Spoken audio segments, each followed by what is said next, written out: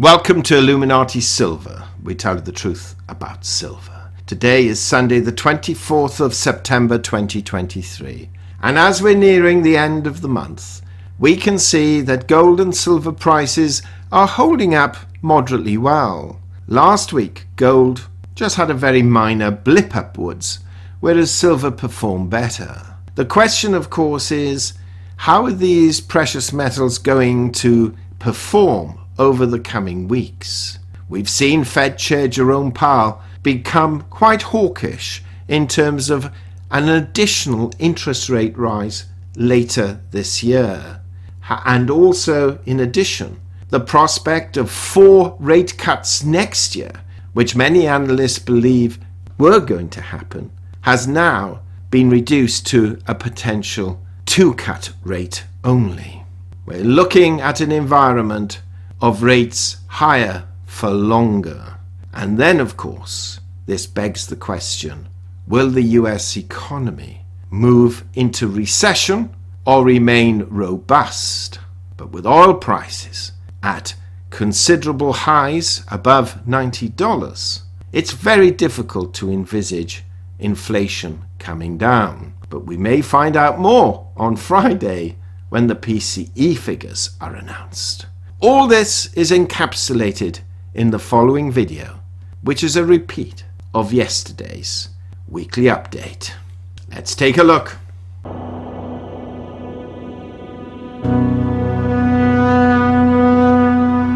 First, just a quick reminder, we've set up a second channel entitled Finances Do Matter with over 150 videos, and we cover a whole range of financial topics. So we've placed a link in the description box and comment section below for those who've not as yet joined the channel. Meanwhile, going back to what happened last week and what we expect to happen this coming week, gold rose just $1 last week, rising from $1,924 to $1,925, having hit a high of $1,947 and a low of $1,914, a rise of just 0.01%. In sterling terms, it finished the week at £1,574, that's up £19, and in euros it was up €6 at 1,811 euros. Silver rose 52 cents, it did much better, rising from $23.04 to $23.56, having hit a high of $24.12 and a low of $22.83, a rise of 2.25%. In sterling terms, it's up 65 pence at £19.29, and in euros it closed at 22.18 euros, that's up 0.54 euros, just over half a euro. The gold to silver ratio fell from 83.5 to 1 to 81.7 to 1. The difference between gold's high and low was $34, which seems to be par for the course at the moment, and the difference between silver's high and low was $1.29. Now, this is what we said last week concerning our forecast. Gold, we expect to trade between 1890 to 1960, which it did comfortably, and silver will oscillate between 22 and 24.50, which it also did comfortably. Now, looking at other financials, Bitcoin is up just $56 on the week at $26,580, but it can change that within a moment's breath.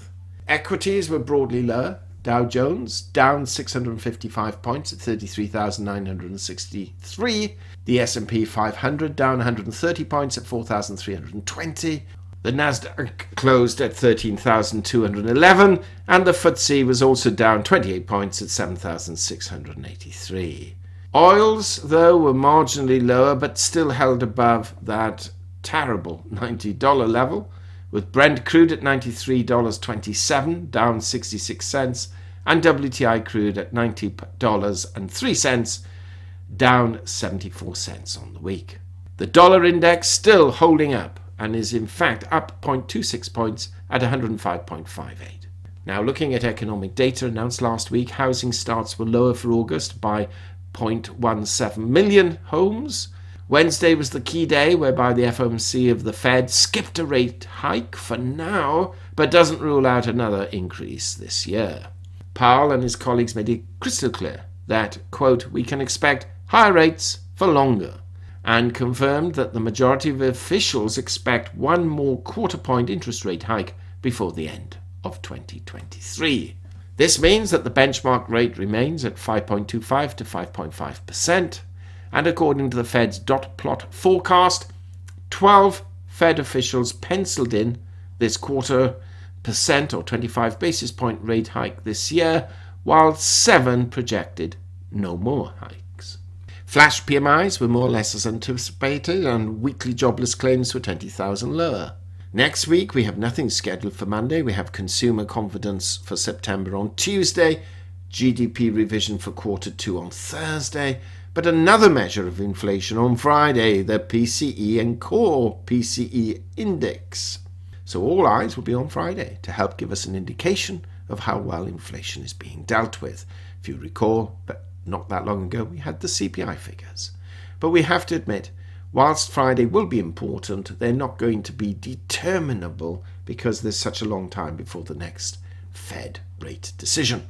Looking at gold, we can see it was on an upward trajectory, though a small one, until the interest rate decision was announced, and more importantly, the Fed changed Powell's rather hawkish comments. Then gold prices fell back. New projections indicate that the Fed intends to keep its terminal rate above 5% throughout the entire calendar year of 2024, and that only 2 rate cuts may be possible next year, as opposed to the originally envisaged 4. So obviously this is going to have a slight dampening effect on precious metals.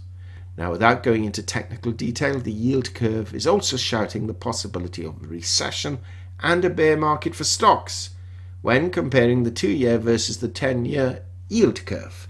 With the Fed apparently intent on curbing inflation, then a short-term recession becomes likely. The prospect of another rate hike and an acceptance of rates remaining above 5% well into 2024 has also taken its toll on silver, slightly even though it did rise towards the end of the week.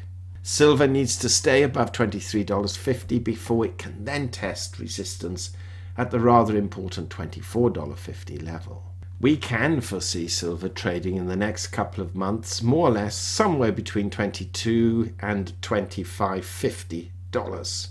Not particularly exciting, but also not devastating. So this coming week, we're anticipating and forecasting gold to trade between $1,890 and $1,960, with $1,875 to $1,980 as outliers. The mood will be determined to some extent by the PCE index announcement on Friday. Silver may be a little more volatile, and we expect to see it trade between $22.50 and $24.75, with 22 and up to 25 as outliers. But inflation really does have to come down to see that figure. What do you think? Please share your thoughts. Meanwhile, we'd appreciate it if you give us a thumbs up, subscribe, press the bell sign, click on our link to Finances Do Matter, and as always, have a safe, enjoyable weekend and a prosperous week ahead.